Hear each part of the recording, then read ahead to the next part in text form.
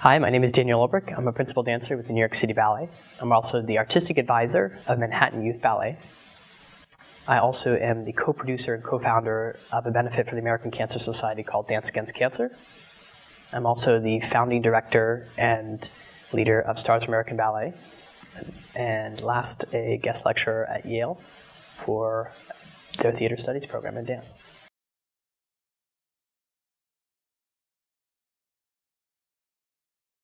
Well, as a dancer, you're very much focused on the mirror in front of you, the repertoire in front of you, and the performance in front of you.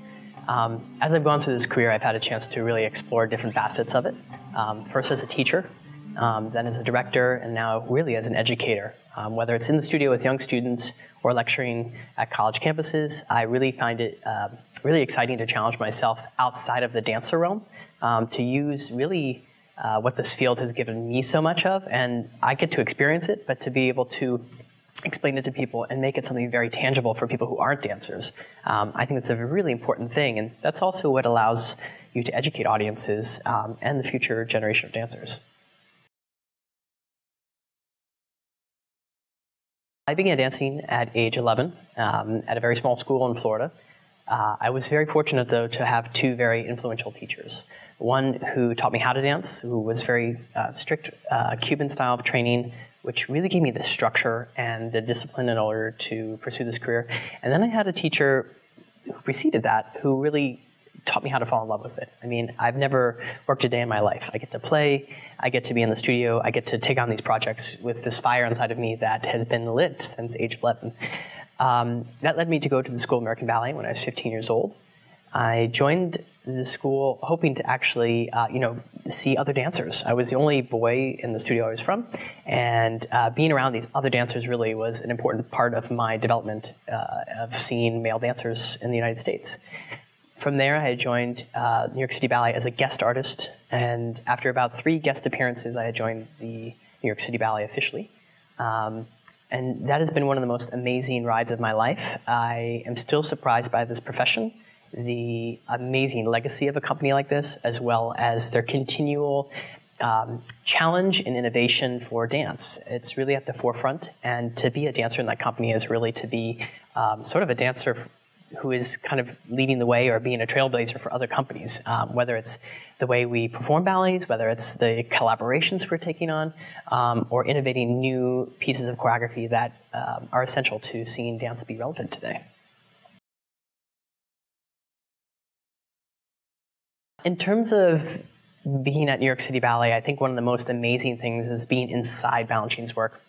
Obviously, as a student at the School of American Ballet, you learn some of the technical things, the stylistic things that accompany this. And the beauty is, for me, I look at Balanchine as style on top of classical ballet. And to me, it makes you listen to the music differently. It makes you approach all of your steps with a certain attack or sensibility. Everything is alive. So a lot of times you hear teachers say you want to have energy. And that energy doesn't mean it's fast, but it means every movement, every breath is inspired, is lived in.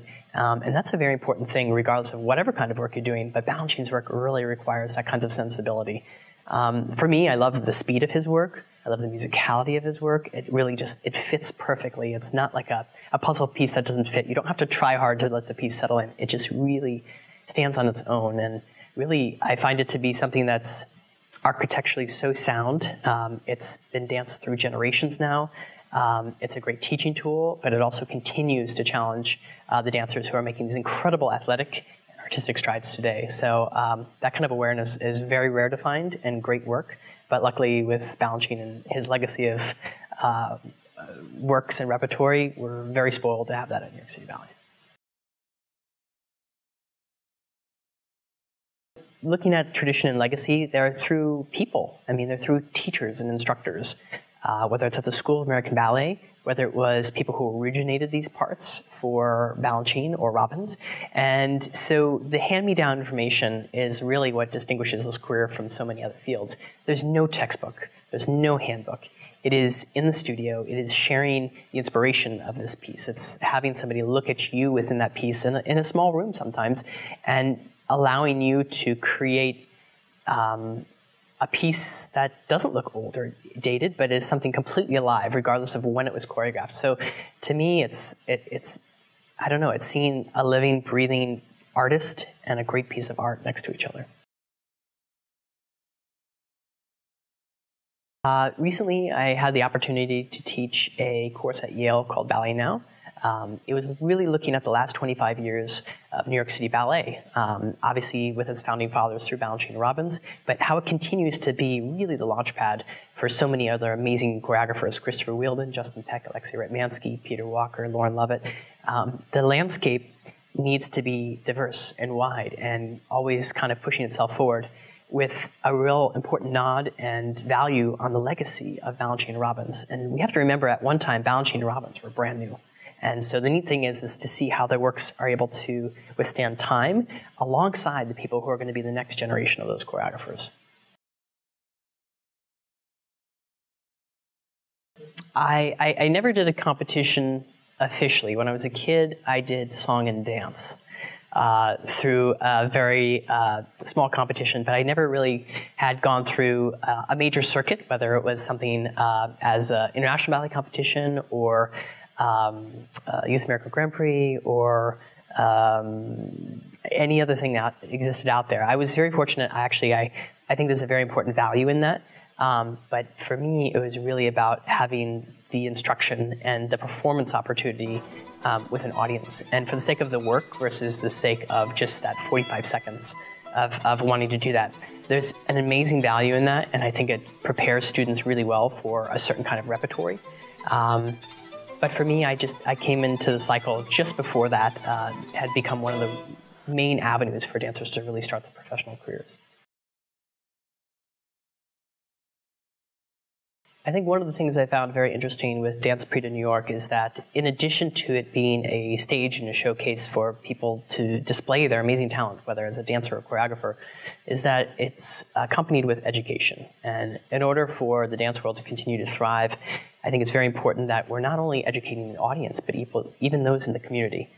As a dancer for many years now, I've had the opportunity to dance many of these roles, to get inside of them or take classes with these other interpreters or other styles. And so I think it's really a wonderful idea to sit down and talk to some of the best interpreters today of Russian School, of Bournonville, of some of these amazing styles that have really withstood the test of time. And that allows us to actually get into the work even deeper. So when somebody goes to the ballet next time, they understand so much more of those nuances and things that really set it apart as a masterpiece. You know, as a dancer, I actually started with tap and jazz, and then I went into ballet. Not for the sake of trying to supplement it, but I fell in love with this, I think, the vocabulary. I love the discipline of it. I was always a very active kid, and I think it found a really great way to sort of harness that.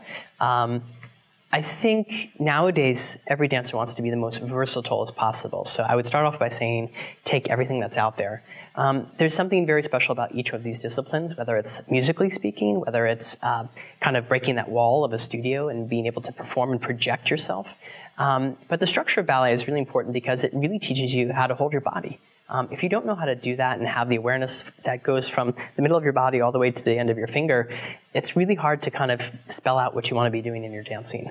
So I think ballet has a very special place there to become a foundation. It talks about music, talks about expression, talks about structure, and those are important things that may just be adapted depending on what kind of style you're doing. But I would actually encourage anyone who's in the contemporary/hip-hop field to do ballet, and I would encourage anyone who's in the ballet field to take the hip-hop and contemporary work as well, because you need to be as diversified as possible nowadays. I'm excited to be teaching class here. One of the things that's amazing is really you can't capture a class unless you're in the room. And so I think being able to work with the next generation of talent and collaborators there will be really important. There's no new steps I can teach anyone. You know, I know the same steps as anyone else, but it's shedding a light on it. Hopefully that allows people to appreciate and understand a way of looking at it. And I think when you have different teachers or contributors come in, they allow you to look at your technique through sort of a prism. And maybe through taking a class in a certain style, you can look at your dancing this way, and another teacher will make you look at it another way. So the most important thing for me through doing this is really inspiring the dancer to continue to be open to develop their skill set, as well as to be teachable. You know, take maybe a correction maybe you haven't heard before and try that. Allow it to kind of work itself out. Sometimes as a dancer and as a teacher, you're hoping it's like that one correction that just changes it all. But corrections usually take a little time to implement. You have the aha moment, and then you have the application of the aha moment. So I think it's really important to use these master classes as an opportunity to kind of plant those seeds. And the other piece of advice I'd give with that is write down those corrections. Write down those things that those particular collaborators said, because we are dealing with a field where we have to memorize quite a bit without notes. And this allows you to kind of recount the experience you had in class. And it doesn't have to be a technical thing. It could be a musical thing or a presentational thing. And that's one great way to kind of journal your experience as a dancer.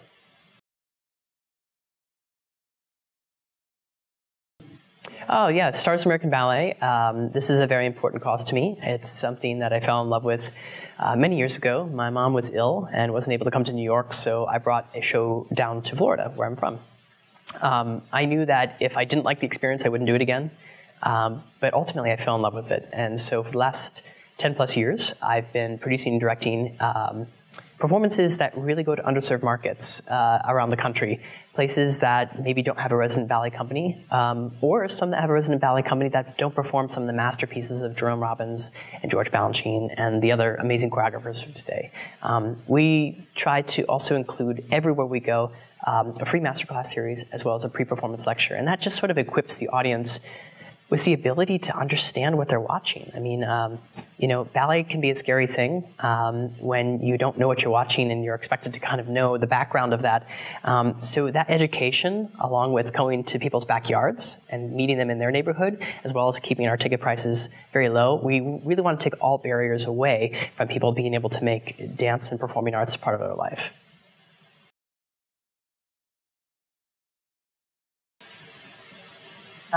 Kids like to hear about, you know, if you have any advice, how to do pirouettes, a double tour, just... You'll have to come to the class to learn all of this, but gosh, it's very hard. The teacher side of me has many different anecdotes to tell people, but usually when I teach people to do a pirouette, I basically start in fifth position.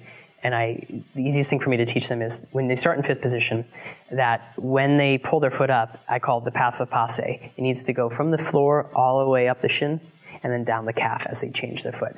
And the more space you have in between there, the more apt you're to fall. So you always want your feet underneath you.